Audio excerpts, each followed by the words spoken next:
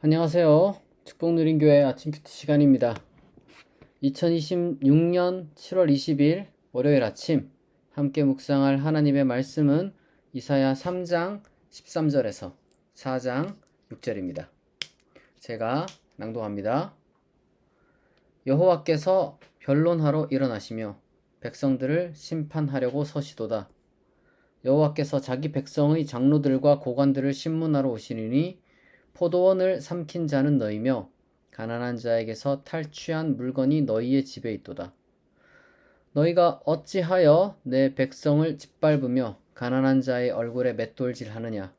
주 만군의 여호와 내가 말하였느니라 하시도다.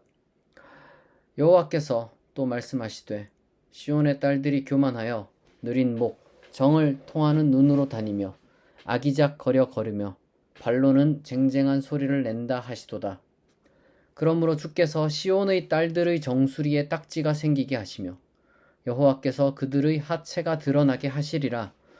주께서 그날에 그들이 장식한 발목고리와 머리에 망사와 반달 장식과 귀고리와 팔목고리와 얼굴 가리개와 화관과 발목 사슬과 띠와 향합과 호심부와 반지와 코고리와 예복과 겉옷과 목도리와 손주머니와 손거울과 세마포 옷과 머리 수건과 너울을 제하시리니 그때 썩은 냄새가 향기를 대신하고 노끈이 띠를 대신하고 대머리가 숱한 머리털을 대신하고 굵은 베옷이 화려한 옷을 대신하고 수치스러운 흔적이 아름다움을 대신할 것이며 너희의 장정은 칼에 너희의 용사는 전란에 망할 것이며 그 성문은 슬퍼하며 곡할 것이요 시온은 황폐하여 땅에 앉으리라. 그날에 7 여자가 한 남자를 붙잡고 말하기를 우리가 우리 떡을 먹으며 우리 옷을 입으리니 다만 당신의 이름으로 우리를 부르게 하여 우리가 수치를 면하게 하라 하리라. 그날에 여호와의 싹이 아름답고 영화로울 것이요 그 땅의 소사는 이스라엘의 피난한 자를 위하여 영화롭고 아름다울 것이며 시온에 남아 있는 자, 예루살렘에 머물러 있는 자, 곧 예루살렘 안에 생존한 자 중 기록된 모든 사람은 거룩하다 칭함을 얻으리니 이는 주께서 심판하는 영과 소멸하는 영으로 시온의 딸들의 더러움을 씻기시며 예루살렘의 피를 그 중에서 청결하게 하실 때가 됨이라. 여호와께서 거하시는 온 시온산과 모든 지폐 위에 낮이면 구름과 연기, 밤이면 화염의 빛을 만드시고 그 모든 영광 위에 덮개를 두시며 또 초막이 있어서 낮에는 더위를 피하는 그늘을 지으며 또 풍우를 피하는 숨는 곳이 되리라. 아멘. 네, 오늘 본문은 이 지도자들, 특히 이제 가난한 자들을 짓밟고 동시에 이 사치에 빠진 그러한 어떤 귀족들을 향한 이 하나님의 심판과 그리고 또 이제 그 심판 이후에 임할 이제 회복의 약속을 담고 있습니다. 먼저 구체적으로 이 본문 3장 13절에서 이제 15절까지를 보게 되면 하나님께서는 이제 이 지도층, 특히 어떤 사법 권한을 가진 이제 지도층들에 대해서 이제 책망을 하시죠. 이제 공의를 바로 세워야 할 권력자들임에도 불구하고 도리어 자신의 어떤 그 힘과 권력을 이용해서 이 가난한 자들의 이 포도원을 빼앗고 마치 이제 그들의 얼굴에 맷돌질을 하듯 이렇게 처참하게 정말 약탈을 자행했습니다. 하나님은 이렇게 권력을 남용하는 이 지도자들, 특히 권력을 남용해서 어떤 식으로든지 간에 이미 권력을 가졌다는 것은 많은 것을 가졌다는 것인데 사실 이제 권력과 힘을 가졌다는 것은 그에 걸맞은 어떤 그 책임을 지라는 것인데 그런 건 전혀 하지 않고 참 언제나 그렇듯이 힘과 권력을 가진 사람은 정말 이 교묘한 방식으로 남의 것을 빼앗고 약자의 것을 정말 착취하는, 막 무식하게 1차원적으로 하는 게 아니라 아주 교묘하게 그렇게 이제 착취하는 그런 짓들을 자행합니다. 그러니까 자기네들이 그렇게 이제 행해도 막을 사람이 없다 이거죠. 저는 어떤 그 불황을 이용하거나 아니면은 뭐 전쟁을 심지어 이용해가지고 자기 이익을 탐하는 그러한 사악한 인간들 하나님께서 다 지켜보시고 저는 하나님께서 심판하신다고 믿습니다. 그런 사람들은 하나님의 심판을 받게 되어 있어요. 더 나아가 그러한 어떤 착취로 인해서 뭔가 이제 부를 얻어가지고 그걸 가지고 뭐 하느냐 이거야. 그러니까 그들이 그런 식으로 필요 이상의 부를 착취를 합니다. 예? 그럼 그걸 가지고 뭐 하느냐? 참 예나 지금이나 이 사치를 하는 거야, 사치. 특히 이제 16절, 17절을 보니까 이제 별별 사치가 다 나온다 하잖아요. 교만하고. 그래서 사실은 이 18절부터 뭐 한 23절까지 쭉 보면은 뭐 별별 장신구가 다 나오거든요.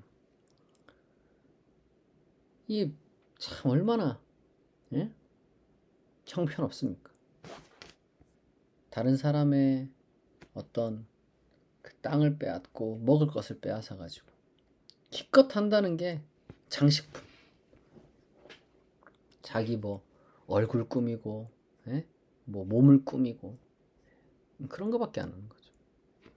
그러고 나서 타인을 이 멸시하는 눈을 갖고 자기는 이제 가진 것도 많고 심지어 이런 식으로 화려하게 사치를 꾸미니까 아름답다 이거예요.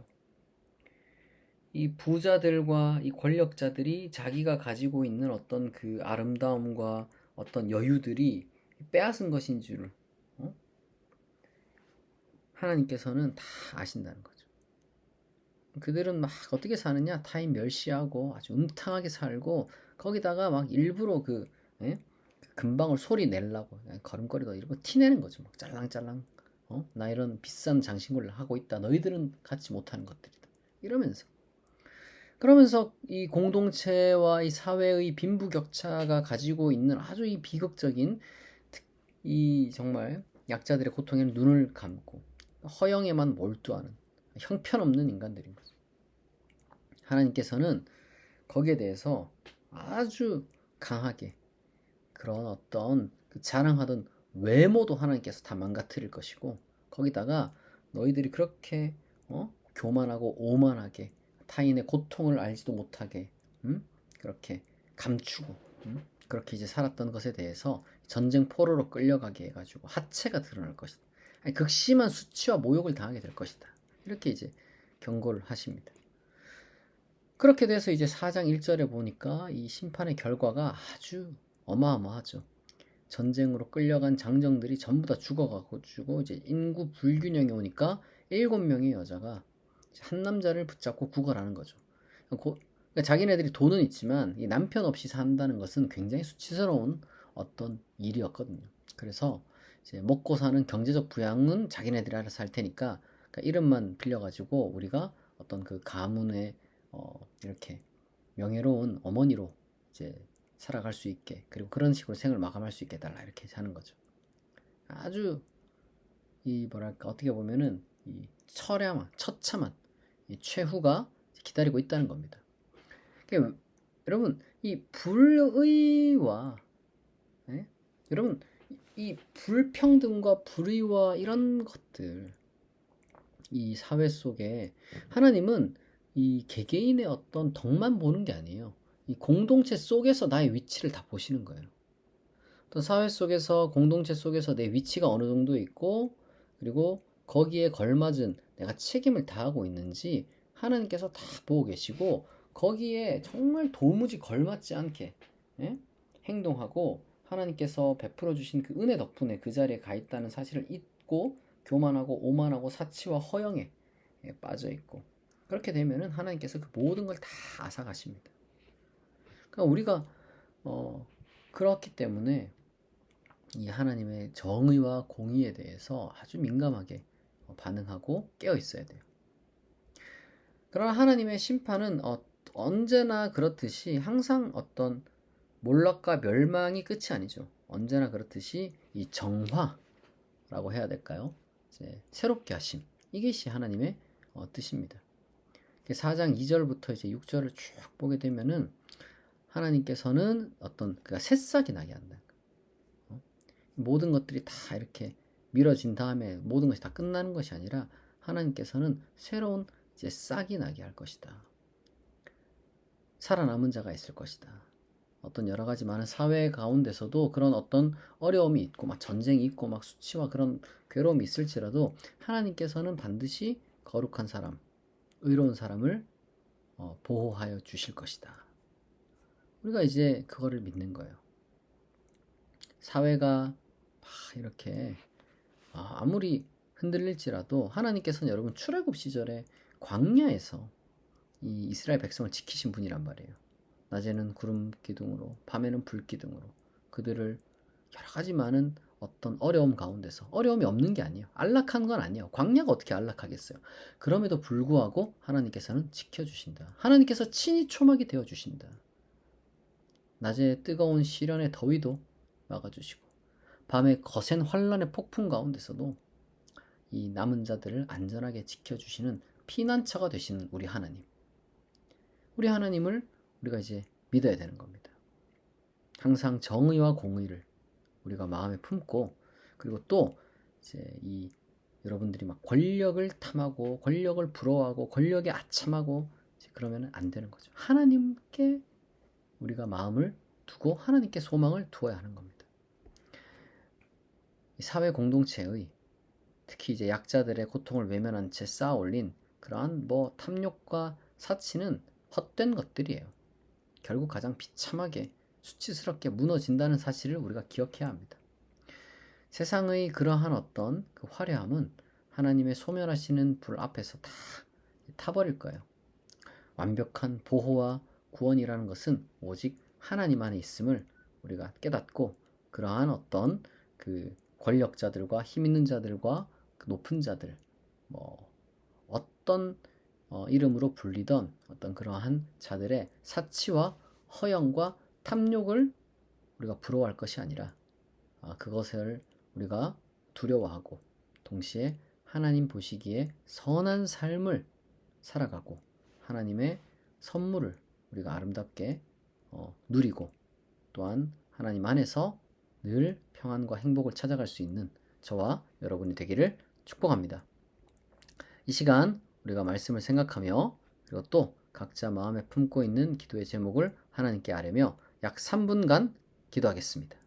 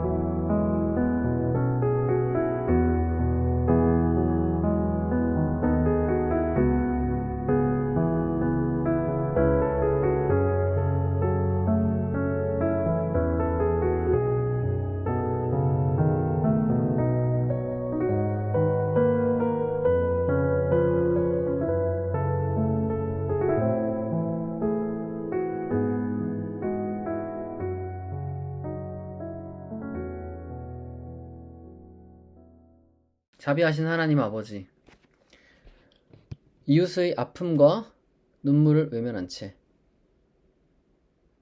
거칠애를 채우려고 했던 탐욕과 사치를 소멸하는 불로써 깨끗이 태워 주시옵소서. 세상의 화려한 어떤 그러한 모습들이 한순간에 수치로 무너질 수 있음을 우리가 깨닫게 하시고, 헛된 과시와 사치와 허영심을 버리고 오로지 하나님 앞에서 도덕적으로 순결하고 거룩한 모습을 지켜나가고, 또한 우리 스스로를 그렇게 성화시켜 나가도록 하나님 우리를 인도하여 주옵소서. 온 공동체가 때로는 죄의 대가로 위태롭고 괴로운 순간을 겪을지라도 끝까지 하나님을 경외하는 의인으로서 하나님의 피난처 되심을 경험하는 또한 우리 모두가 되게 하옵소서. 하나님, 우리 성도들의 기도들을 들어 주시옵소서. 그들이 고민하는 바들이 하나님의 은혜로 모두 해결될 줄 믿습니다. 건강의 문제, 재정의 문제, 가족의 문제, 인간관계의 문제, 학업과 사업과 직장의 문제 등 산적한 문제들, 그리고 개인의 은밀한 문제들까지도 하나님께서 친히 위로하시고 또한 해결하여 주옵소서. 우리에게 힘을 주시고 평안을 주시고 위로를 주시고 지혜를 주시고 좋은 사람과 좋은 상황을 허락하여 주셔서 우리에게 가장 좋은, 가장 형통한 길로 인도하여 주옵소서. 또한 우리가 하나님께서 이 문제를 해결해 주시는 것을 인내로 기다리게 하시고 그 가운데 우리가 연단받고 성장하는 시간이 되게 하옵소서. 오늘 하루도 우리를 지키시고 보호하시고 인도하시고 복되게 하실 줄 믿사오며 감사드리며 예수 그리스도의 이름으로 기도합니다. 아멘. 지금까지 축복 누린 교회 아침 큐티였습니다. 큐티는 매주 월요일부터 금요일 오전 6시에 진행됩니다. 오늘도 좋은 하루 되세요. 감사합니다.